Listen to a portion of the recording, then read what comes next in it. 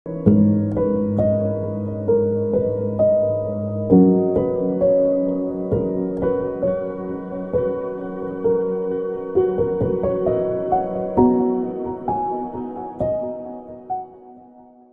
தேவனுடைய பிள்ளைகளே, நம்ம வாழ்கிற இந்த காலங்களிலே கிறிஸ்தவ சமுதாயத்திலே நாம் ஆண்டவரை ஏற்றுக்கொண்ட நாட்களிலே இருந்ததை போல அல்லாமல் நாளுக்கு நாள் ஒரு வித்தியாசத்தை நாம் பார்க்க முடிகிறது.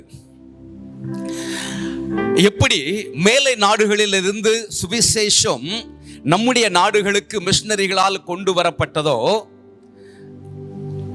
அப்படி கொண்டு வரப்பட்டதுனால இன்றைக்கு இந்தியாவை போல உள்ள அநேக நாடுகள் ஆண்டவரால் ஆசீர்வதிக்கப்பட்டு இருக்கிறது. ஆனால் எங்கிருந்து சுவிசேஷம் வந்ததோ அங்க ஒரு பின்மாற்றத்திற்குள்ள இருக்கிறதை நம்ம பார்க்க முடிகிறது. நாம் அதற்காகவும் ஸ்டேட்ஸுக்காக நம்ம ஜெபம் பண்ணோம், இங்கிலாந்துக்காக நம்ம ஜெபம் பண்ணோம். இன்றைக்கு அவங்க சொன்னதை போல உண்மை. நான் சமீபத்தில் ஒரு இந்த பேப்டிஸ்ட் ஒரு போதகரை சந்தித்து, அவர் பேப்டிஸ்ட் திருச்சபையினுடைய எல்லா பைபிள் காலேஜ், உலகம் முழுவதும் இருக்கிற பைபிள் காலேஜுடைய விசிட்டிங் ப்ரொஃபஸர். அவர் லண்டனுக்கு ஒரு இடத்துக்கு போயிருக்கும் பொழுது ஒரு தமிழ் சபைக்கு அவரை கூப்பிட்டு போயிருக்காங்க சகோதரி. அங்க போனா மொத்தமே 5 பேர், இந்த சகோதரி 1 6, இந்த பாஸ்டர் 1 7 பேர் தான். ஆனா பிரம்மாண்டமான சபை. அந்த 5 பேருமே ரொம்ப வயதானவர்கள். இப்படிதான் இன்றைக்கு சபைகள் அங்க போய் கொண்டே இருக்கிறது.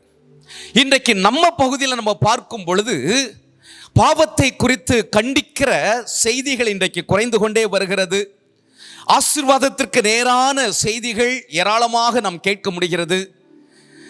நம்முடைய தேவன், நீங்களும் நானும் ஆராதிக்கிற தேவன், வழிபடுகிற தேவன், பின்பற்றுகிற தேவன் நம்மை ஆசீர்வதிக்கிறவர் என்பதில் துளி அளவு கூட மாற்று கருத்து எனக்கு கிடையாது. ஹல்லேலூயா. அவர் நம்மை ஆசீர்வதிக்கிற தேவன். வேதமும் அதைத்தான் சொல்லுகிறது. இஸ்ரவேலை ஆசீர்வதிப்பதே கர்த்தருக்கு பிரியம். நம்ம தான் பிரியத்தோடு அவர் ஆசீர்வதிக்க வேண்டும் என்று விரும்புகிறார். ஏனென்றால் அவருடைய பரிசுத்தமான இரத்தத்தாலே கழுவப்பட்டவர்கள் நாம், அவருடைய பிள்ளைகள். நம்மை விலைக்கிரயம் கொடுத்து அவர் வாங்கி இருக்கும் பொழுது அவருடைய ஆசீர்வாதம் நமக்கு இல்லாமல் வேற யாருக்கு அவர் கொடுக்க போகிறார்? அவர் ஆசீர்வதிக்கிற தேவன், அதுல மாற்று கருத்தே இல்லை. ஆனால் இன்னொரு விதத்தில் நீங்க பார்க்கணும்னா, நம்முடைய இந்த சிட்டிக்குள்ளெல்லாம் ஓடுற டவுன் பஸ்ஸை பார்த்துருப்பீங்க. ஒரு பஸ்ஸாவது நேரா ஓடுறத பார்த்துருக்கீங்களா? நீங்க பின்னாடி இருந்தோ முன்னாடி இருந்தோ பார்த்தீங்கன்னா பஸ் முன்னாடி தான் போவோம், ஆனா இப்படியே சரிஞ்சுக்கிட்டே போற மாதிரி இருக்கும் இல்ல? நீங்க நல்லா கவனிச்சு பாருங்க. பின்னாடி இருந்து பார்த்தீங்களா அந்த பஸ் இப்படியே போற மாதிரி இருக்கும். ஏன் அப்படின்னா, ஒரு பக்கம் லோடு அதிகமாகி அந்த கீழே இருக்கிற சேஸ் என்ன ஆயிடும்? வளைஞ்சிரும். அதனால நேரா வீல் நேரா இருந்தாலும் அந்த பாடி இப்படி சரிஞ்சு போய் போற மாதிரி இருக்கும். நீங்க பாருங்க, சிட்டி பஸ் எல்லாம் இப்படிதான் இருக்கும். ஏன்னா உள்ள 70 சீட்டு 60 சீட்டு இருந்தாலும் தொங்குறவங்களும் ஸ்டாண்டிங்கும் அது 100க்கு மேல இருக்கும் இல்ல? ஆமா. எதுக்காக சொல்ற அப்படின்னா, கிறிஸ்தவ வாழ்க்கையில 2 மிக முக்கியமான காரியங்கள் உண்டு. ஒன்று ஆசீர்வாதம், அதை நம்ம மறுக்கவில்லை. இன்னொன்று ஆண்டவருடைய கட்டளை. வாக்குத்தத்தம் ஒரு பக்கம், கட்டளை ஒரு பக்கம். கட்டளையை நிறைவேற்றினால்தான் வாக்குத்தத்தத்தினுடைய ஆசீர்வாதம் நமக்கு சொந்தம். ஹல்லேலூயா. அதனாலதான் இன்னைக்கு கிறிஸ்தவம் இப்படியே பிரயாணப்பட்டுக்கிட்டே இருக்கு, சரிஞ்சு போயிட்டே இருக்கு.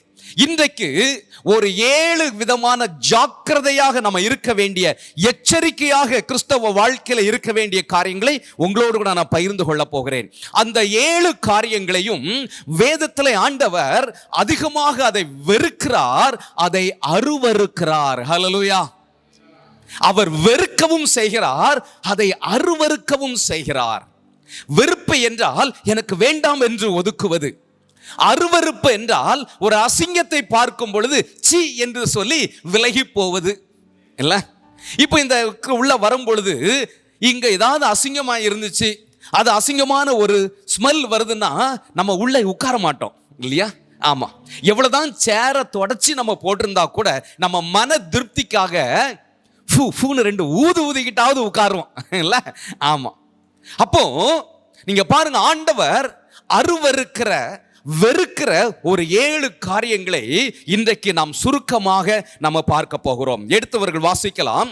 நீதிமொழிகள் 6ஆம் அதிகாரம் 16ஆம் வசனம். நீதிமொழிகள் 6ஆம் அதிகாரம் 16ஆம் வசனம்.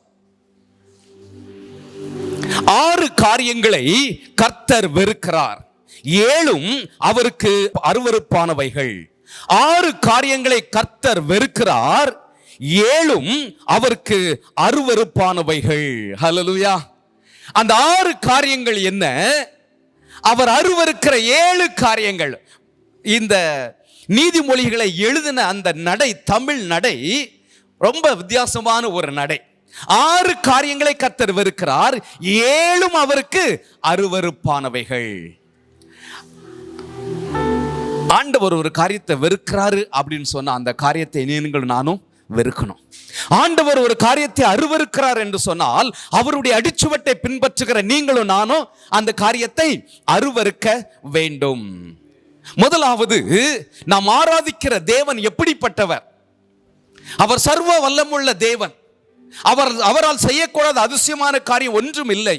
ஆனால் இன்னொரு பக்கம் அவர் பரிசுத்தம் உள்ள தேவன். அவர் அசுத்தத்தை பார்க்காத சுத்த கண்ணர். அவர் பாவத்தை பாராத சுத்த கண்ணர் என்று வேதம் சொல்லுகிறது.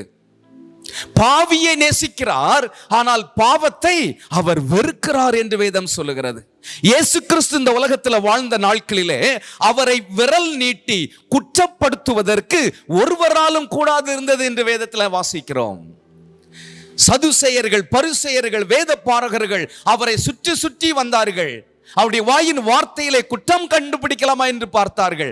ஆனால் ஒரு குற்றத்தையும் கண்டுபிடிக்க முடியவில்லை. ஒரு குற்றமும் செய்யாத தேவனை தான் நீங்களும் நானும் வழிபட்டு கொண்டிருக்கிறோம்.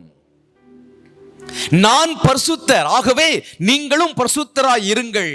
நான் பரிசுத்தராய் இருக்கிறதை போல நீங்களும் உங்கள் நடக்கைகள் எல்லாவற்றிலும் பரிசுத்தராய் இருங்கள் என்று சொல்லி ஒரு பரிசுத்தமான வாழ்வுக்காகவே உங்களையும் என்னையும் தெரிந்தெடுத்த தேவன் அவர். ஹல்லேலூயா. நம்முடைய தேவன் பரிசுத்தம் உள்ள தேவன். அப்படி என்றால் அவர் அசுத்தத்தை எள்ளளவும் விரும்புகிற தேவன் அல்ல, பாவத்தை அருவருக்கிற தேவன்.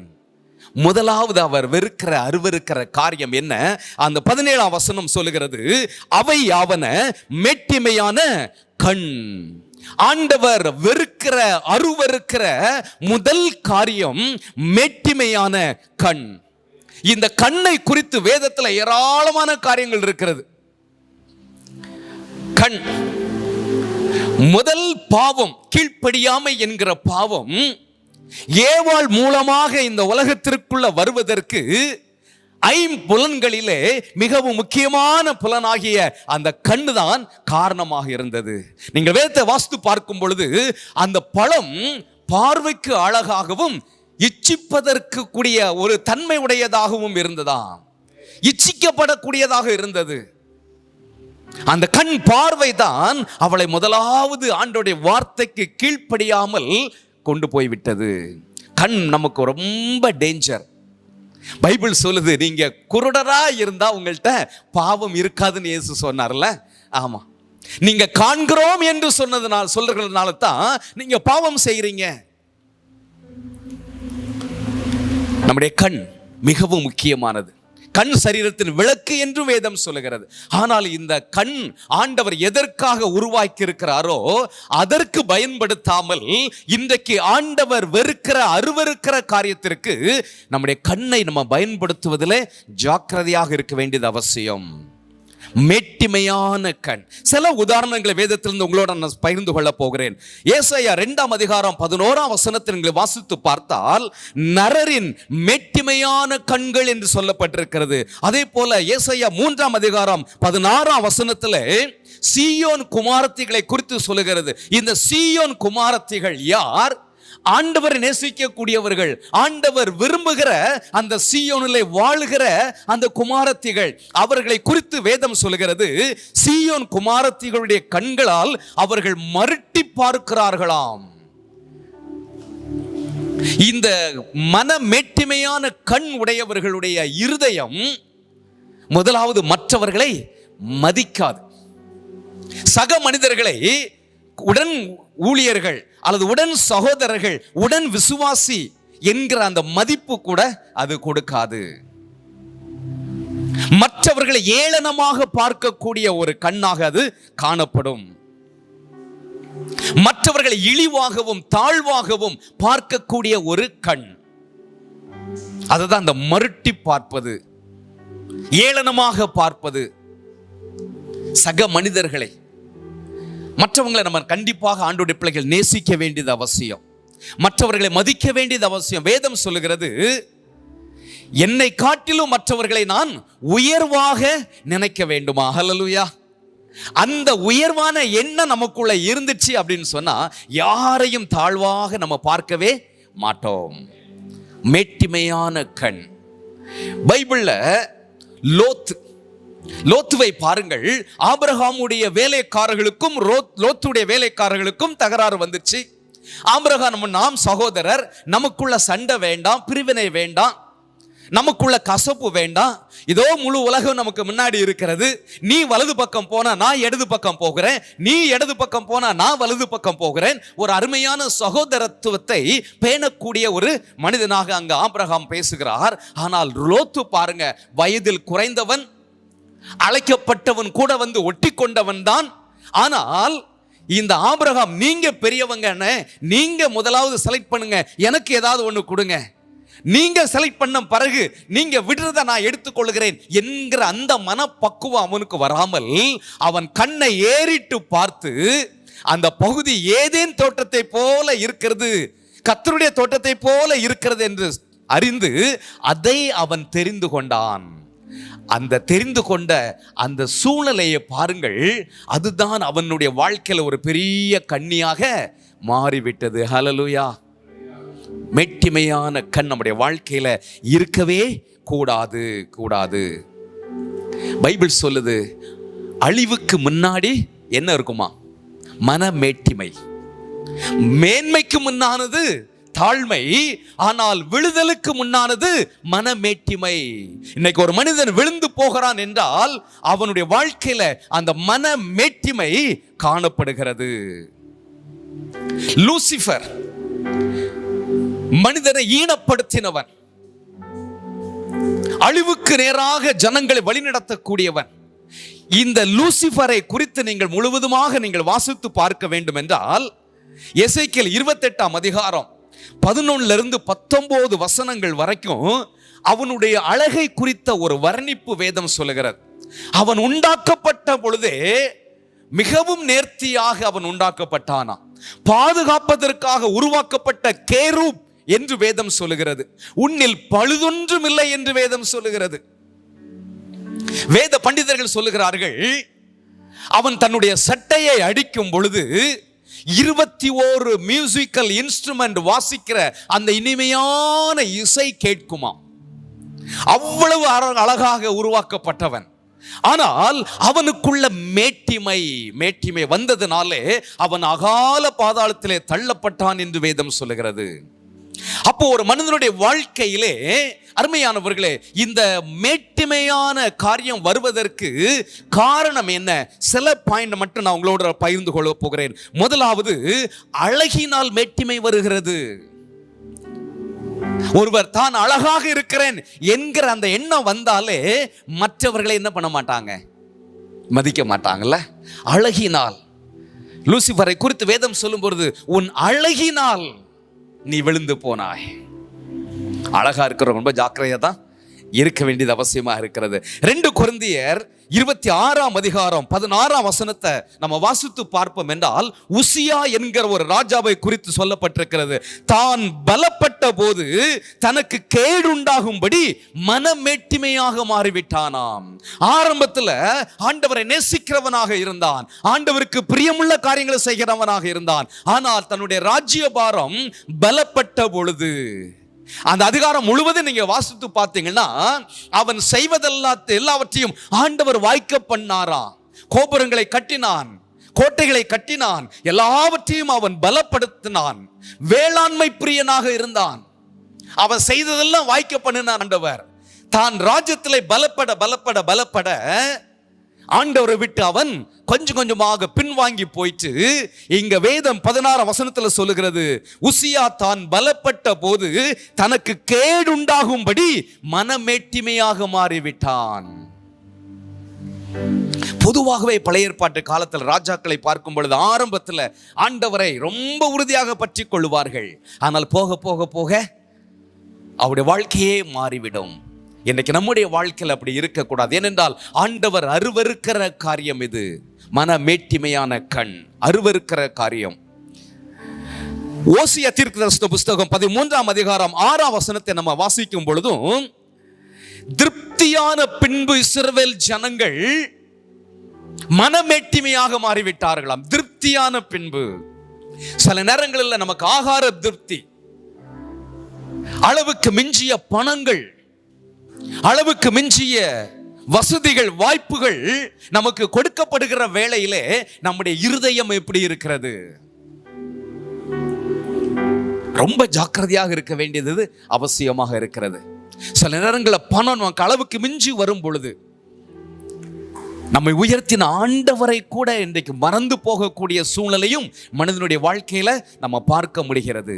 ஆகவே ஆண்டவர் வெறுக்கிற, ஆண்டவர் அருவருக்கிற இந்த மனமேட்டிமையான கண்ணுக்கு நாம் இடம் அளிக்காமல் ஜாக்கிரதையாக வாழ வேண்டியது அவசியம். ஏனென்றால் இந்த மனமேட்டிமை யாருடைய வாழ்க்கையெல்லாம் இருக்குதோ அவருடைய வாழ்க்கையில ஒரு பெரிய அழிவை அவர்கள் சந்தித்திருக்கிறார்கள். ஆகவே நாம் எச்சரிக்கையாக இருப்போம். இரண்டாவது, அதே 17ஆம் வசனம் சொல்லுகிறது, பொய் நாவு ஆண்டவருக்கு பிரியமற்ற ஒரு காரியம். அதை ஆண்டவர் வெறுக்கிறார், அருவருக்கிறார். பொய் நாவு. பொய்யை பற்றி பைபிள்ல நிறைய இருக்குதா? பொதுவாக நம்ம பேசும் பொழுது வெள்ளை பொய், பச்சை பொய் அப்படின்லாம் நம்ம பேசுவது உண்டு இல்ல? ஆமா. சில பொய்கள் மற்றவர்களை பாதிக்காது. சில பொய் டைரக்டா மற்றவர்களை பாதிக்கும். மற்றவர்களை பாதித்தாலும் அது பொய் தான். மற்றவர்களை பாதிக்காமல் போனாலும் பொய் தான். இன்றைக்கு நம்ம வாழ்கிற காலகட்டங்களில் மொபைல் போன், செல்போன் நம்ம பொய் சொல்வதற்கு ஏற்ற ஒரு உபகரணமா இருக்குதா இல்லையா? ஒரு நாள் பஸ்ல பிரயாணம் பண்ணிக்கிட்டு இருக்கிற ஒருத்தர் போன்ல பேசுறார், மச்சான் பஸ் ஊர்ந்து ஊர்ந்து வருதான், டிராபிக் ஜாமா இருக்குடா, ஆனா பஸ் தாராளமா போயிட்டு இருக்கு, ஸ்பீடா போயிட்டு இருக்குது. ஆனா இவர் சொல்றது எப்படி சொல்றாரு, மச்சான் வண்டி ஊர்ந்து ஊர்ந்து போயிட்டு இருக்குதான். இன்றைக்கு பொய் சொல்வதற்கு மனிதருக்கு பயமும் இல்லை. இன்னொரு பக்கம் நீங்க பாத்தீங்கன்னா உண்மை பேசுவதற்கு பலன் இல்லை. உண்மை பேசுவதற்கு பலன் இல்லை. தப்பா நினைச்சிருவாங்களோ, லேட்டா அசிங்கமா நினைச்சிருவாங்களோ அப்படிங்கிற ஒரு பயம். ஆனால் ஆண்டவருடைய பிள்ளைகள் உள்ளதை உள்ளதென்றும் இல்லதை இல்லதென்றும் சொல்ல வேண்டும். அந்த மன தைரியம் நமக்கு வேண்டும். பொய் நாவை ஆண்டவர் வெறுக்கிறார், அருவருக்கிறார். பலர் சொல்லுவாங்க, அட்வொகேட் தொழில்ல நம்ம பொய் சொல்லாமலாம் இருக்கவே முடியாது பிரதர். வியாபாரம் பண்ணுவதில் பொய் சொல்லாம இருக்கவே முடியாது. பொய் சொல்லலைன்னா வியாபாரம் பண்ண முடியாது. நிறைய பேர் தெரியும், அட்வொகேட்ஸ் தெரியும். தவறான ஒரு காரியம் அப்படின்னு சொன்னா அந்த கேசஸை எடுக்கவே மாட்டாங்க. உண்மையா பாதிக்கப்பட்டவர்களுக்காக வாதாடுவார்கள். பொதுவாக அட்வொகேட்டை யாரும் மறைக்க மாட்டாங்க, உண்மையை சொல்லிடுவாங்கல்ல. ஆமா, நான் தான் இதை பண்ணேன், ஆனா எனக்கு எப்படியாவது இதுல இருந்து நீங்க காப்பாற்றணும்னு சொல்லுவாங்க. அப்படிப்பட்ட காரியத்தை உண்மையாக இருக்க வேண்டும் என்று நினைக்கிற ஆண்டவருடைய பிள்ளைகள், அட்வொகேட்ஸ், லாயர்ஸ் எடுக்கவே மாட்டாங்க. இன்றைக்கும் எனக்கு தெரியும், ஒருவேளை அவர்கள் ஆகா ஓகோன்னு சம்பாதிக்காமல் இருந்தாலும் ஆண்டவர் அவர்களை கொண்டும் பெரிய காரியங்களை செய்து வருகிறார். வியாபாரிகள் உண்மையாக வியாபாரம் குறிப்பிட்ட அளவுக்கு அவர்களுக்கு தேவையான ஒரு சின்ன மார்ஜின் வைத்துக் கொண்டு வியாபாரம் செய்கிறவர்கள் உண்டு. ஆகவே உண்மை ஆண்டவர் விரும்புகிற ஒன்று. மோசேயை குறித்து ஆண்டவர் சொல்லுகிறார், கர்த்தருடைய வீட்டில் எங்கும் உண்மை உள்ளவன். அந்த உண்மை உள்ள மோசேக்காக ஆண்டவர் பாருங்க எவ்வளவு வைராக்கியமாக செயல்படுகிறார். உண்மை உள்ளவர்கள் ஆவிக்குரிய பலன் உள்ளவர்கள். இந்த அரசாங்கத்தில் பணி செய்கிறவங்க லஞ்சம் வாங்காம உண்மையாக இருக்கிறவர்களை பார்த்தா மற்றவர்கள் அவர்களை பார்த்து பயப்படுவார்கள். உண்மையாக இருப்போம். நம்முடைய பணியில நம்ம செய்கிற வேலைகளிலே உண்மையாக இருப்போம். சில நேரங்களில் நம்ம பொய் பேசி சம்பாதிப்பதை காட்டிலும் உண்மை பேசி நஷ்டமடையது எவ்வளவோ மேல். பைபிள் சொல்லுது, பொய் பேசுறவங்க சாவை விரும்புகிறவன் விடுகிற சுவாசம் போல இருக்குமா. அப்படின்னா அவங்க பொய் பேசி எவ்வளவு சம்பாதிச்சாலும் அந்த சம்பாத்தியம் சாவை விடுகிற சுவாசம் என்ன, எப்படி போகும்? சாவும்போது பார்த்துருக்கீங்களா? போயிடும், முடிஞ்சு போச்சு. எவ்வளவு சேர்த்து வச்சிருந்தாலும் அந்த ஒரு விக்கல் வருது பார்த்தீங்களா, அப்படி கண் தட்டி முழிக்க முன்னாடி எல்லாம் போயிடும். நம்ம அரசியல்ல எத்தனை பேர் உதாரணங்களை பார்த்துருக்கோம்ல, கோடி கோடியா சம்பாதிச்சவங்க இல்ல, ஆமா, உலகத்தெல்லாம் அடிச்சு உரலில் போட்டவங்க எல்லாம் சித்தம் பிறகு என்ன நிலைமை நமக்கு தெரியும்ல. ஆனாலும் அவர்களை பின்பற்றுபவர்கள் மீண்டும் அதே பணத்திற்காகவும் பொய்யும் புரட்டும் செய்கிறவர்களை தான் இந்த உலகம் பார்க்கிறது. ஆனால் ஆண்டவருடைய பிள்ளைகளாகிய நீங்களும் நானும் பொய் நாவுக்கு நம்மை விலக்கி பாதுகாத்துக் கொள்ள வேண்டியது அவசியமாக இருக்கிறது. ஹல்லேலூயா, ஹல்லேலூயா. மூன்றாவதாக அந்த வசனத்துல வாசிக்கிறோம், குற்றமற்றவர்களின் இரத்தம் சிந்தும் கை. குற்றமற்றவர்களின் இரத்தம் சிந்தும் கை. மனுஷனுடைய இரத்தம் இந்த பூமியிலே சிந்தப்படுவதை ஆண்டவர் விரும்பவில்லை. இந்த பூமியிலே மனுஷ இரத்தம் சிந்தப்படுவது அது சாபத்தை கொண்டு வருகிறது. மனுஷ இரத்தம் பூமியில சிந்தப்படக்கூடாது. மிருகம், பறவைகளுடைய இரத்தமே அதனுடைய உயிராய் இருப்பதனால இரத்தத்தோடு நீ புசிக்காதன்னு சொல்லி ஆண்டவர் அன்றைக்கு இஸ்ரவேல் ஜனங்களுக்கு கட்டளை கொடுத்தார். ஏனென்றால் இரத்தத்துல உயிர் இருக்கிறது என்று சொன்னார். அப்போ மனுஷ இரத்தம் அவருடைய சாயலின் படியும் அவருடைய ரூபத்தின் படியும் உருவாக்கப்பட்டிருக்கிற மனுஷனுடைய இரத்தம் சிந்தப்படுவதை ஆண்டவர் ஒரு நாள் விரும்ப மாட்டார். ஆகவே தான் இங்கு சொல்லப்பட்டிருக்கிறது, குற்றமற்றவர்களின் இரத்தம் சிந்தும் கை. குற்றமற்றவர்களை கொலை செய்து அவருடைய இரத்தம் பூமியில சிந்தப்படுவது இன்றைக்கு சகஜமாக மாறிவிட்டது. நம்ம ஜெபத்துல மெர்வின் சொன்னதை போல இன்றைக்கு கூலிப்படைகளை வைத்து கொலை செய்கிற ஒரு கலாச்சாரம் பெருகி கொண்டே வருகிறது. அவன் என்ன தப்பு பண்ணா கூலிப்படைக்கு தெரியாது. இவன் பணத்தை வாங்கினா அதுக்காக ஒரு இன்னொருத்தனை குற்றமற்றவனை கொலை செய்துட்டு போயிடுறாங்க. பைபிள் சொல்லுது, காலத்துக்கு முன்பதாக சாகிற, ரத்தம் சிந்தி சாகிற ஒவ்வொரு ஆத்துமாவுடைய அந்த உயிரும் ஆண்டவர்கிட்ட கெஞ்சி கேட்டுக்கிட்டே இருக்குமா, ஆண்டவரே எங்க ரத்தத்திற்காக என்னைக்கு பழி வாங்குவீங்க, எங்க ரத்தத்துக்காக என்னைக்கு நியாயம் செய்வீர் என்று சொல்லி ஆண்டவரை கெஞ்சிக்கிட்டே இருக்குமா. இன்னும் கொஞ்சம் காலம் இரு, இன்னும் கொஞ்சம் காலம் அமைதியா இரு என்று அதற்கு சொல்லப்படும் என்று சொல்லி வேதம் சொல்லுகிறது. அப்போ பாருங்க, இந்த குற்றமற்றோட ரத்தம் சிந்தப்படும் பொழுது என்னென்ன சாபங்கள் வருகிறது என்பதும் வேதத்தில் சொல்லப்பட்டிருக்கிறது. ஆதியாகமம் 4ஆம் அதிகாரம் 8ஆம் வசனத்தில் நம்ம வாசிக்கும் பொழுது, காயின் தன்னுடைய சகோதரனாகிய ஆபேலை கொலை செய்து விடுகிறான். அந்த சம்பவத்தை நீங்க வாசிக்கிட்டே வந்தீங்கன்னா பாருங்க, ஆபேல் தன்னுடைய விளைச்சல்ல இருந்து, தான் மேய்த்த ஆடுகளில் இருந்து கொளுத்தவைகளை ஆண்டவருக்காக அவன் பலியிடுகிறான். காயினும் தன்னுடைய விவசாயத்திலிருந்து விளைந்த பொருட்களை கொண்டு வந்து அவன் பலி செலுத்துகிறான். ஆண்டவர் காயினுடைய பலியை அங்கீகரிக்கவில்லை, ஆபேலுடைய பலியை அங்கீகரித்தார். இதுல அண்ணனுக்கும் தம்பிக்கும் என்ன பிரச்சனை? ஒரு பிரச்சனை இல்லை. ஆனால் பாருங்கள், இந்த காயின் ஆபேலை கொலை செய்து விடுகிறான். குற்றமற்ற ஆபேலுடைய ரத்தம் இந்த பூமியிலே சிந்தப்படுகிறது.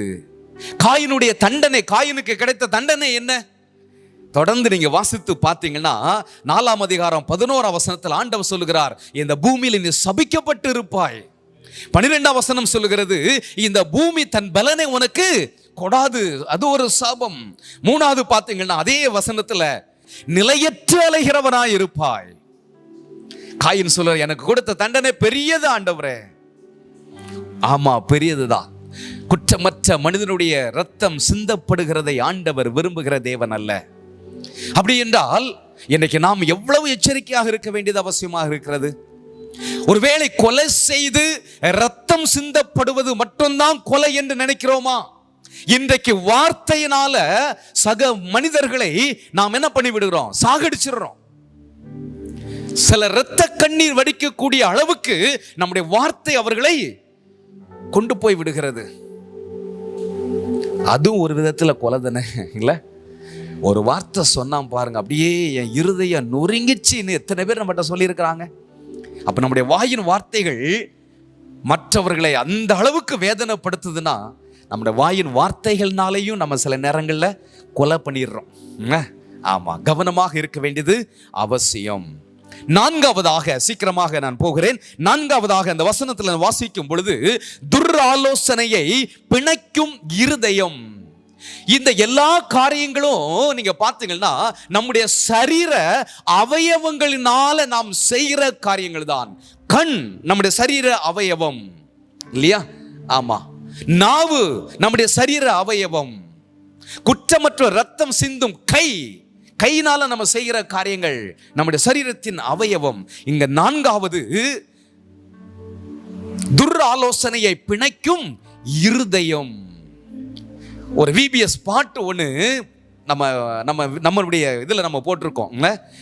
ரூமு போட்டு யோசிப்பானே சாத்தான், ரூட்டு போட்டு வலைய விரிக்க பார்ப்பான். இன்னைக்கு இன்னொரு மனிதனை வீழ்த்துவதற்காக சாத்தா வந்து உட்கார்ந்து ரூட்டு போடுறானோ போடலையோ, சாத்தா உட்கார்ந்து திட்டம் போடுறானோ போடலையோ, இன்றைக்கு இன்னொரு மனிதனுடைய வாழ்க்கையை கெடுப்பதற்காக ஒரு மனிதன் இன்னைக்கு ரூமு போட்டு யோசிக்கிற அளவுக்கு இன்றைக்கு சமுதாயம் மாறிக்கொண்டே வருகிறது. அடுத்தவனை கெடுப்பதற்கு என்ன செய்யலாம், அடுத்தவனுடைய பிசினஸை கெடுப்பதற்கு என்ன செய்யலாம், அடுத்தவனுடைய வாழ்வை கெடுப்பதற்கு என்ன செய்யலாம், எதை பண்ணா அவனுடைய வாழ்க்கை கெடும், எதை பேசினா அவனுடைய ஜீவியம் கெடும். இன்றைக்கு உட்கார்ந்து யோசிக்கக்கூடிய ஒரு கும்பல் இருக்கத்தான் செய்கிறது. அதைவே முழு நேர பணியாக செய்யக்கூடிய நபர்களும் இருக்கத்தான் செய்கிறார்கள். இன்னைக்கு நாம் அதில் கவனமாக இருக்க வேண்டியது அவசியம். தானியேலுடைய வாழ்க்கையில பாருங்க, ராஜா அவனை உயர்த்துகிறார். ஏனென்றால் ஆண்டவருடைய கிருபை தானியேலோடு கூட இருக்கிறது. தானியேல் ஆண்டவரை முழுவதுமாக பின்பற்றி அவரையே சார்ந்து வாழ்ந்து கொண்டிருக்கிறார். ஆகவே எவ்வளவு தடைகள் வந்தாலும் மேலும் மேலும் உயர்த்தப்பட்டு கொண்டே வருகிறார். இப்போ தரியு ராஜா ஆட்சிக்கு வந்து விட்டார். இந்த தானியேலை குறித்து கேள்விப்படுகிறார். 120 பிரதானிகள், தேசாதிபதிகளை ஏற்படுத்துகிறார். அந்த 120 பேருக்கு 3 பிரதானிகளை ஏற்படுத்துகிறார். அதுல தானியேல் விசேஷித்தவன். ஆனா இதை பார்த்த உடனே 120 தேசாதிபதிகளுக்கும் மற்ற பிரதானிகளுக்கும் இந்த தானியேல் மேல ஒரே பொறாமை. எப்படியாவது தானியேலை சிக்க வைத்து விட வேண்டும் சொல்லி எல்லாரும் உட்கார்ந்து திட்டம் போடுறான். எல்லாரும் உட்கார்ந்து திட்டம் போடுறானுங்க. குற்றம் கண்டுபிடிக்கவே முடியவில்லை. கடைசியா ஒன்னு யோசிக்கிறானுங்க, அவனுடைய தேவனுடைய விஷயத்துல தவிர வேற எதையும் அவன்கிட்ட குற்றம் கண்டுபிடிக்கவே முடியாது என்று சொல்லி அவங்க பிளான் பண்ணி பாருங்க. இந்த துர்ஆலோசனையை பிணைக்கிற ஒரு காரியம், ராஜாவை என்ன சொல்லி நம்ம மாட்ட வைக்கலாம், ராஜாட்ட எப்படி நம்ம கையெழுத்து வாங்கலாம், அதுல தானியேல் மட்டும் மாட்டணும், அப்படி உட்கார்ந்து பிளான் பண்ணி திட்டமிட்டு அந்த துர்ஆலோசனையை பிணைத்து கடைசியா நமக்கு அந்த சம்பவம் தெரியும் இல்லையா? ஆமா, ராஜாட்ட போயிட்டு அந்த தாக்கீது கையெழுத்திடப்படுகிறது. 30 நாள் உம்மை தவிர ஒரு தெய்வத்தை ஆனாலும் சரி, ஒரு மனிதரிடம் ஆனாலும் சரி முறையிடக்கூடாது, வேண்டுதல் செய்யக்கூடாது. அப்படி செய்தால் அவன் சிங்கத்தின் கெபிகளில் போடப்பட வேண்டும் என்கிற அந்த சட்டம் நிறைவேற்றப்படுகிறது. துர்ஆலோசனையை பிணைக்கும் இருதயம். அருமையான தேவனுடைய பிள்ளைகளே, ஒருவேளை அந்த காரியத்துல தானியேலுக்கு ஒரு தோல்வி போல அங்க அவனுக்கு ஒரு தண்டனை கிடைத்தது போல இருந்தது. ஆனால் முடிவு என்ன? ஒரு சேதமும் இல்லாமல் பாதுகாக்கப்பட்டான். ஆனால் விளைவு, யாரு துர்ஆலோசனை கொடுத்து இந்த தானியேலை சிக்க வைத்தார்களோ, இதே தரியு ராஜா அவர்களை எல்லாத்தையும் குடும்பத்தோட கொண்டு வர சொல்றான். பொண்டாட்டி பிள்ளைகளோடு கூட அவங்கள தூக்கி உள்ள போட சொல்றான். அவனுடைய வாழ்க்கை அங்கேயே அழிந்து போய் விடுகிறது. ஹல்லேலூயா! விளைவு எவ்வளவு பயங்கரம் பாருங்கள். இன்றைக்கு நாம் ஜாக்கிரதையா இருக்க வேண்டியது அவசியம். வேதத்துல இந்த துர்ஆலோசனையை கொடுத்து தங்களுடைய வாழ்க்கையில அழிவை வாங்கி கொண்டவர்கள் ஏராளமான பேர் இருக்கிறார்கள். சிலரை சொல்லுகிறேன். எஸ்தருடைய வாழ்க்கையில அன்றைக்கு சூசான் அரண்மனையில் வாழ்ந்த ஆமான் யூதரை அழிக்க வேண்டும் என்று சொல்லி திட்டமிட்டு செயல்படுகிறான். துர் ஆலோசனை நிமித்தமாக ராஜாவை கைவசப்படுத்தி எப்படியாவது அழிக்க வேண்டும் என்று முயற்சிக்கிறான். நடந்தது என்ன? எந்த தூக்கு மரத்துல இந்த மொர்தெகாயை தூக்கி போட வேண்டும் என்று நினைத்தானோ அதிலேயே அவன் உயிர் போயிடுச்சு, அழிவை சந்தித்தான். அம்னோன் என்கிற ஒரு மனிதனை குறித்து வேதத்தில் வாசிக்கிறோம். தாவீது ராஜாவுடைய மூத்த மகன்.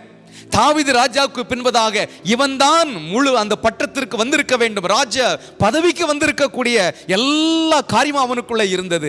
ஆனால் ஒரு துர் ஆலோசனை அவனுடைய நண்பனாகிய யோனதாப்பு மூலம் அவன் அந்த தீய காரியத்தை அவன் செய்ததினாலே அவனுடைய வாழ்க்கை அகால மரணம். வேதத்தில் இன்னும் நிறைய காரியங்கள் இருக்கிறது. இஸ்ரவேல் ஜனங்களை பாவம் செய்ய தூண்டினா போதும், அவங்க பாவம் செய்துட்டாங்கன்னா அவங்க கடவுள், அவங்க தேவன் அவங்களுக்கு விரோதமா செயல்படுவார் என்று சொல்லி பிழையாம் ஆலோசனை கொடுத்தான். ஆலோசனை கொடுத்துட்டு அவனுக்கு ஒரு ஆசை வந்துச்சு. என்ன ஆசை தெரியுமா? நீதிமான் மரிப்பதை போல நான் மரிப்பேனாக. ஆனா அவன் நீதிமான் மரிச்ச மாதிரியா மரிச்சான்? இல்ல, பட்டயத்தினால வெட்டி கொலை செய்யப்பட்டான். துர் ஆலோசனை கொடுக்கிறவனுடைய நிலைமை என்ன ஆகுது பாருங்க. துர் ஆலோசனை கொடுக்கிறவனும் சரி, துர் ஆலோசனை நிறைவேற்றுகிறவனும் சரி, வாழ்க்கையில பெரிய அழிவைத்தான் அவர்கள் சந்திக்கிறதை நாம் வேதத்திலே வாசிக்க முடிகிறது. ஆகவே அருமையான தேவனுடைய பிள்ளைகளே, இதில் நாம் ஜாக்கிரதையாக இருக்க வேண்டியது அவசியம். ஐந்தாவதாக அந்த பகுதியில் நம்ம வாசிக்கிறோம், தீங்கு செய்ய விரைந்தோடும் கால். தீங்கு செய்வதற்கு விரைந்தோடும் காலா. கால் நம்முடைய சரீரத்தின் ஒரு முக்கியமான அவயவம். ஒரு இடத்திலிருந்து நம்ம இன்னொரு இடத்திற்கு போவதற்கு பயன்படுத்தப்படுகிற ஒரு கால்கள்.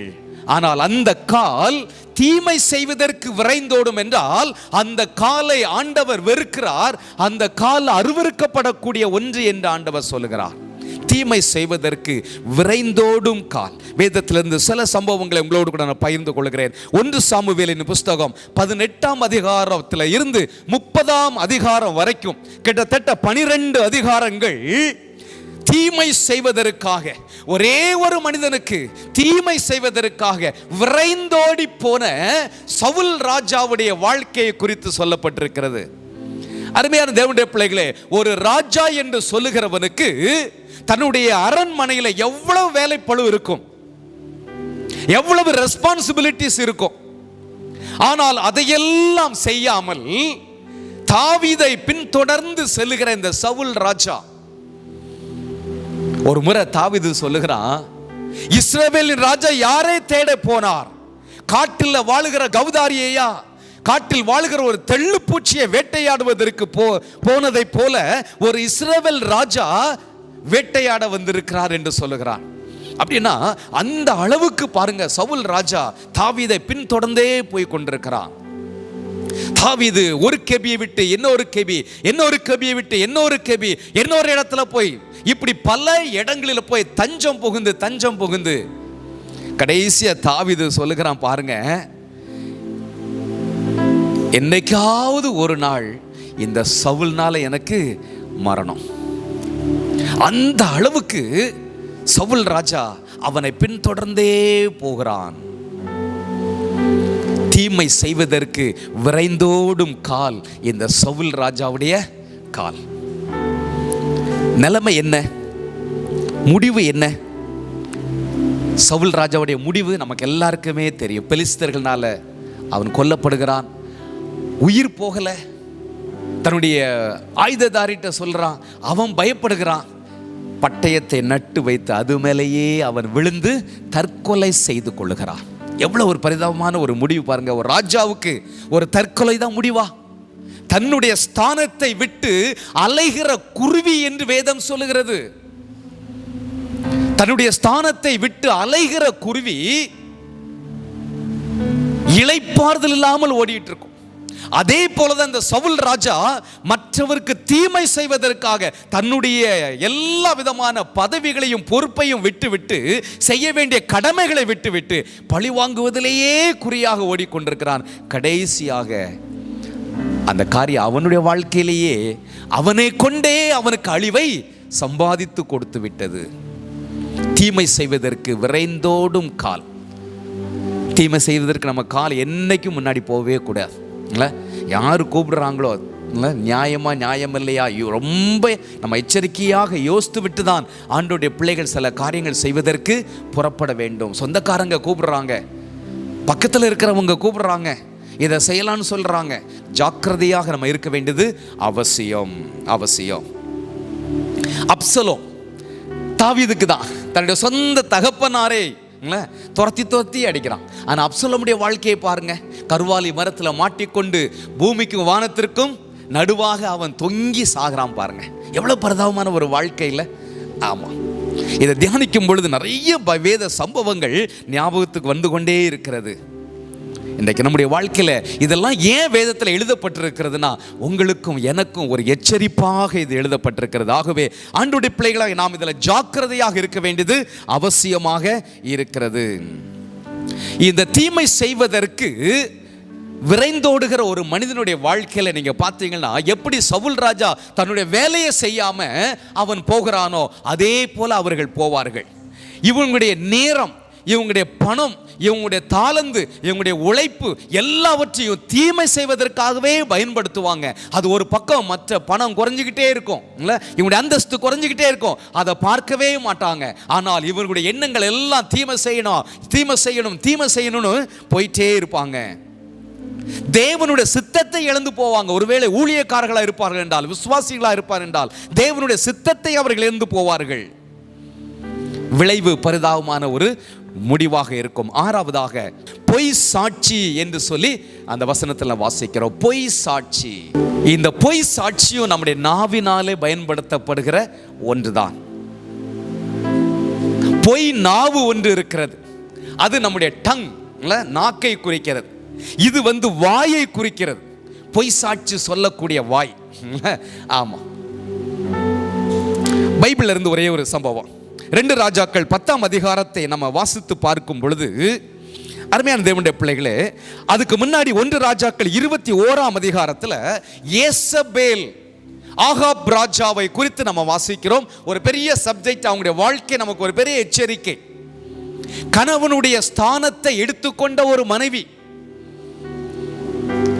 ஒரு சுடுமூஞ்சி மாதிரி, பார்க்கிறதுக்கெல்லாம் கேள்விப்படுறதுக்கெல்லாம் மூஞ்சை திருப்பி கொள்ளுகிற ஒரு கணவன் ராஜா.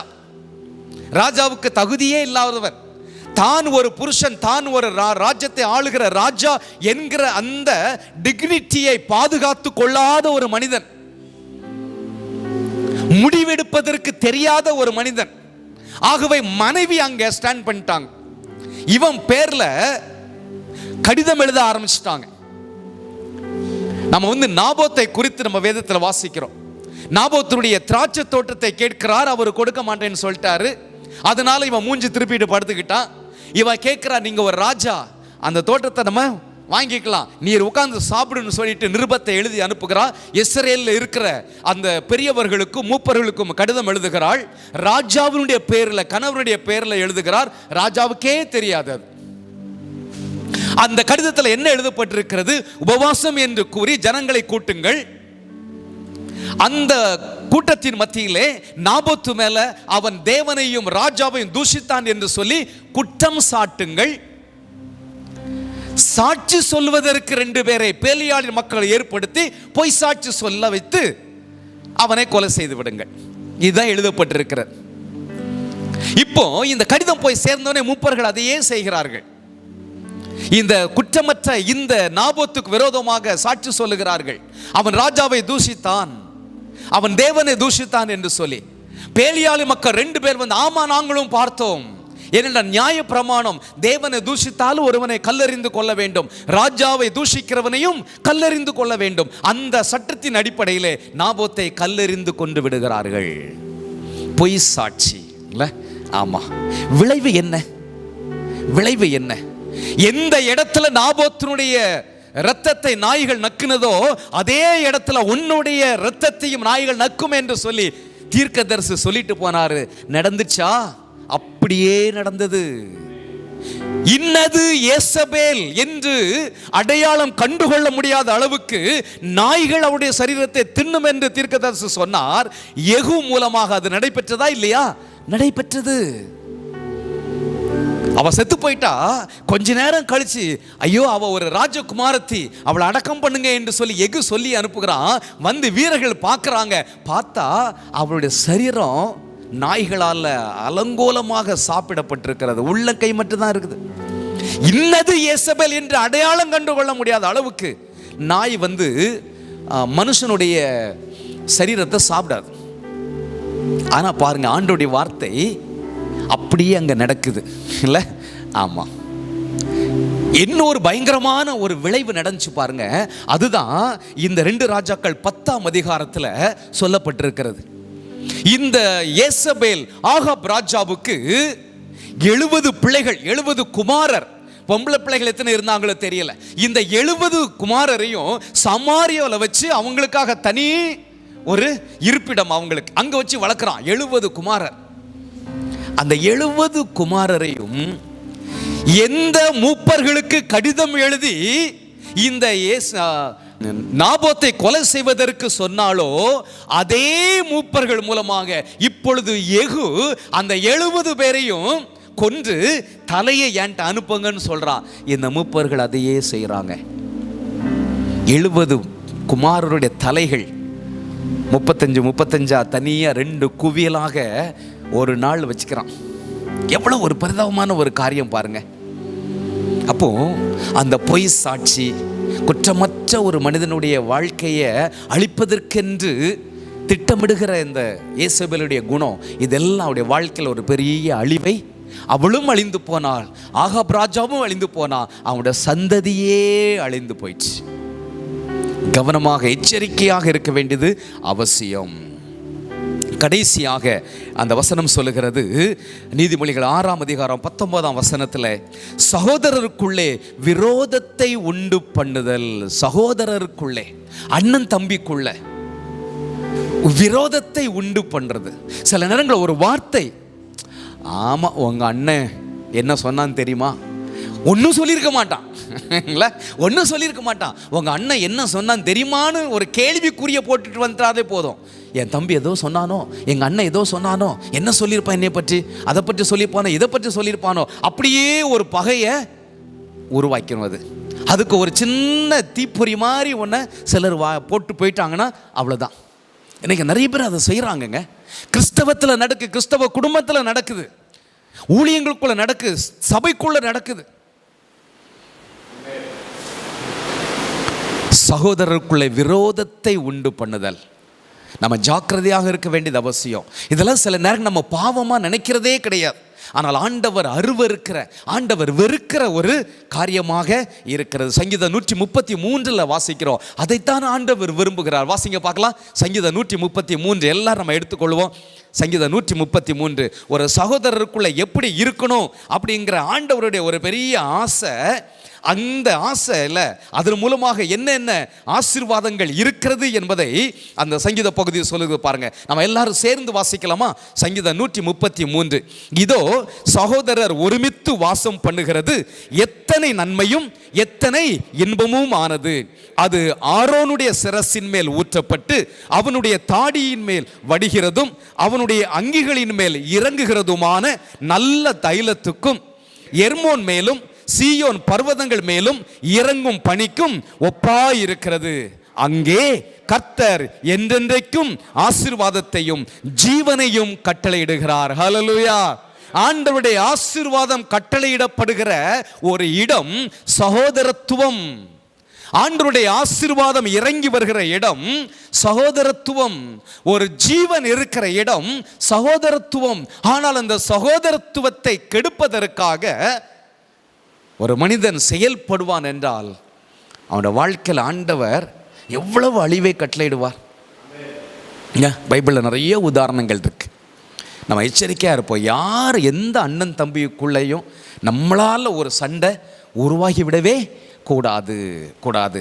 முடிந்த அளவுக்கு நாம் சமாதானம் பண்ணுகிறவர்களாக இருக்க வேண்டுமே வெளிய நாம் சண்டைக்கு காரணமானவர்களாக இருந்து விடக்கூடாது. உறவுகளில் பிரச்சனைகளுக்கு நம்ம காரணமாக இருந்து விடக்கூடாது. அந்த பிரச்சனைகள் தீர்வு செய்வதற்கு, சமாதானம் பண்ணுவதற்கு நம்மளால் முடிந்த உதவிகளையும் நம்மளால் முடிந்த காரியங்களையும் நாம செய்ய வேண்டும். சமாதானம் பண்ணுகிறவர்கள் பாக்கியவான்கள், அவர்கள் பூமியை சுதந்தரித்துக் கொள்வார்கள் என்று வேதம் சொல்லுகிறது. ஆகவே இங்க வேதத்தில் எழுதப்பட்டிருக்கிறதை போல ஆண்டவர் ஆசீர்வாதத்தையும் ஜீவனையும் கட்டளையிடுகிற அந்த சகோதரத்துவத்துக்குள்ளே பிரச்சனைகளை உண்டு பண்ணுகிற காரியங்களை ஆண்டவர் வெறுக்கிறார், அருவருக்கிறார். ஏனென்றால் சகோதரருக்குள்ள சண்டை போட்டுட்டு நம்ம என்னதான் போய் ஊழியம் செய்தாலும், ஆத்தும ஆதாயம் செய்தாலும் அதில் எந்த பிரயோஜனமும் இல்லை. ஒருவேளை நம்ம ஊழியம் செய்து ஆண்டவர் ஏற்றுக்கொண்டு அவர்கள் பரலோகத்துக்கு போயிடுவாங்க. ஆனால் சகோதரருக்கு நமக்குள்ள ஒற்றுமை இல்லைன்னா, நமக்குள்ள அன்பின் ஐக்கியம் இல்லைன்னா, அந்த சகோதரத்துவம் இல்லைன்னா நம்ம எங்கே போக முடியாது? பரலோகத்துக்கு போக முடியாது. இங்கே இருக்கிற நாம் சகோதரர்கள் அன்பின் ஐக்கியத்தில் இருக்கிறோமா? ஒருவேளை உடன் பிறந்தவர்கள் மட்டும் இல்லை, சகோதரர்கள் என்று சொல்லும் பொழுது ஆண்டோடைய பிள்ளைகளாகி நம்ம எல்லாரும் தான், நமக்குள்ள ஒரு நல்ல அன்பின் ஐக்கியம் இருக்க வேண்டும்.